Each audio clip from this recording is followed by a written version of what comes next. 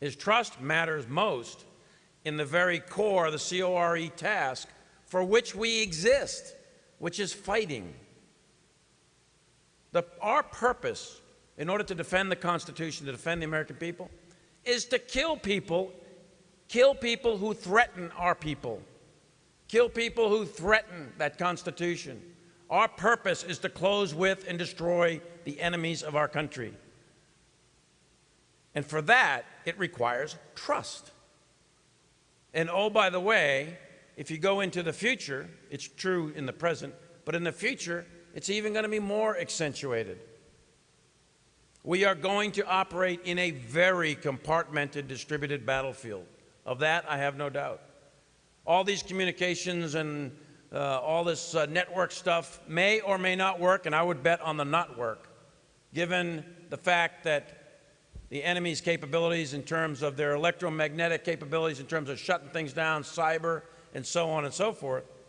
The probability of us having push-to-talk commo is not high. It's just not high against a near-peer competitor. We can do it all day long against the Taliban and Al-Nusra Front and Al-Qaeda and all that kind of stuff. We can have, a free ride in the air, in space, satellites, and we can have commo all day long doing that stuff. We're just not contested. You go against the Russians, the North Koreans, the Iranians, the Chinese, that's a different ballgame. That is a different ballgame. And if that ends up being the case, and I don't know if it will or not, it's not predictive, but if it does, you can take it to the bank that you're not going to get directions right from the West Wing of the White House or the Pentagon. You might not even get directions from your next higher headquarters. So what kicks in? How do you still achieve success? You achieve it through trust.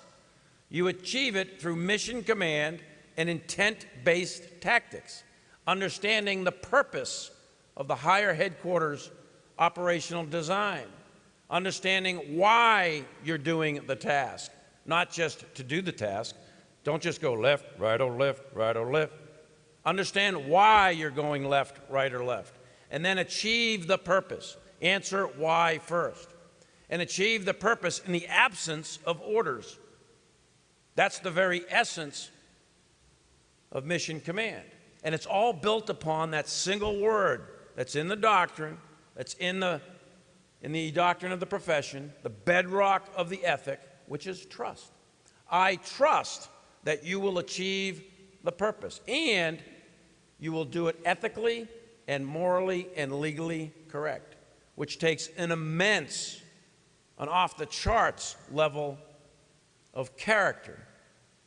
You have to have a spine of titanium steel to withstand some of the pressures of intense ground combat, and you've got to always do the right thing when no one is looking, when there are no rules, when there is no training schedule, there are no lawyers.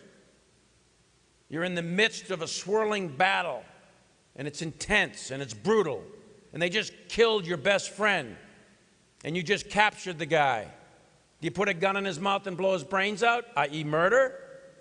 Or do you treat him in accordance with the laws of war? You have to do the right thing, and no one's watching.